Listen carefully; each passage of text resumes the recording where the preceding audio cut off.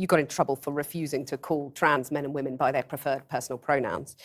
No, that's not actually true. I got in trouble because I said I would not follow the compelled speech dictates of the federal and provincial government. I actually never got in trouble for not calling anyone anything. Right. That didn't happen. You wouldn't follow the change of law, which was designed not to once outlaw it was law. discrimination. No.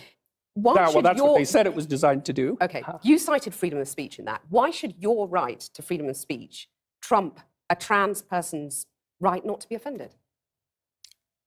Because in order to be able to think, you have to risk being offensive. I mean, look at the conversation we're having right now. You know, like you're certainly willing to risk offending me in the pursuit of truth. Why should you have the right to do that? It's been rather uncomfortable. Well, I'm very glad I put you on the spot. Well, I'm very glad that I've exercised my freedom of speech. You get my point. It's like you're doing what you should do, which is digging a bit to see what the hell's going on. So and that is what you should do. But you're exercising your freedom of speech to certainly risk offending me. And that's fine. I think more power to you as far as I'm concerned. So you haven't sat there and I'm just trying to work that out. I mean,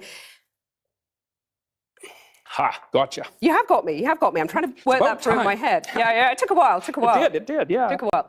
You have voluntarily come into this studio and agreed to be questioned. Mm-hmm.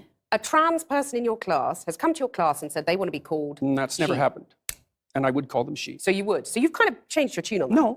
No, I said that right from the beginning. What I said at the beginning was that I was not going to cede the linguistic territory to radical leftists, regardless of whether or not it was put in law. That's what I said. And then the people who came after me said, oh, you must be transphobic and you'd mistreat a student in your class. It's like, I never mistreated a student in my class. I'm not transphobic, and that isn't what I said. Well, except you've also called trans campaigners authoritarian, haven't you? I mean, isn't that grossly Well, only in the broader context of my claims that radical leftist ideologues are authoritarian, yes, which they are. You're saying someone who's trying to work out their gender identity, who may well have struggled with that, had quite a tough time over the years. With it, yeah. You're comparing them with, Chairman Mao, who saw the deaths of millions of people. Well, even if the activists, they're trans people too. They have a right to say these things. Yeah, but they don't have a right to speak for their whole community. To compare them to Chairman Mao, Pinochet, Augusto Pinochet. I mean, this is grossly insensitive. I didn't compare them to Pinochet. Well, I did compare them to He Mao. was an authoritarian. He's a right-winger, though. I was comparing them to the left-wing totalitarians. Okay. And I do believe they are left-wing totalitarians. Under Mao, millions of people died. Right. I mean, there's no comparison between Mao and a trans activist, is there? Why not? Because trans activists aren't killing millions of people? The philosophy that's guiding their utterances is the same philosophy. The consequences are... Not yet. You're saying that trans activists could lead to the deaths of millions of people? No, I'm saying that the philosophy that drives their utterances is the same philosophy that already has driven us to the deaths of millions of people. Okay, tell us how that philosophy is in any way comparable. Sure, that's no problem. The first thing is that the philosophy presumes that group identity is paramount. That's the fundamental philosophy that drove the Soviet Union and Maoist China. And it's the fundamental philosophy of the left-wing activists. It's identity politics. It doesn't matter who you are as an individual. It matters who you are in terms of your group identity. What's in it for the women, though? Well, what sort of partner do you want? Do you want an overgrown child? Or do you want someone to contend with that's going to help you and that you can rely on? Women have some sort of duty to sort of help fix the crisis of masculinity? It depends on what they want. No, I mean, it's exactly how I laid it out. Like, women deeply want men who are competent and powerful. And I don't mean power in that they can exert tyrannical control over others. That's not power. That's just corruption. Power is competence. And why in the world would you not want a competent partner? Well, I know why, actually. You can't dominate a competent partner. So if you want women domination... want to dominate, is that what you're saying? No, I'd say women who have had their relationships impaired, their relationships with men impaired, and who are afraid of such relationships will settle for a weak partner because they can dominate them. But it's a suboptimal solution. Do you think that's what a lot of women are doing? I think there's a substantial minority of women who do that. And I think it's very bad for them. They're very unhappy. It's very bad for their partners, although the partners get the advantage of not having to take any responsibility. But what gives you the right to say that? I mean, maybe that's how women want their relationships, those women. I mean, you're making these vast generalizations. I'm a clinical psychologist. Right, so you're saying you've done your research and women are unhappy dominating men. I didn't say they were unhappy dominating men. I said it was a bad long-term solution. Okay, you said it was making them miserable. Thing. Yes, it is. And it depends on the time frame. I mean, there's intense pleasure in momentary domination. That's why people do it all the time.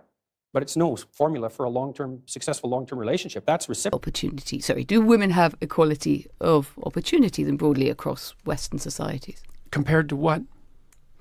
Compared to not having equality of opportunity. Well, compared to 100 years ago, yes. Compared to 50 years ago, yes. Compared to most places in the world throughout history, yes. Compared to a hypothetical ideal, no. But I'm very, very leery. Would that hypothetical ideal be a good ideal or a bad ideal? Well, it depends on how you define equality. If you define it as equality of outcome, then it's a catastrophic ideal. See, this... In what sense is our society male-dominated?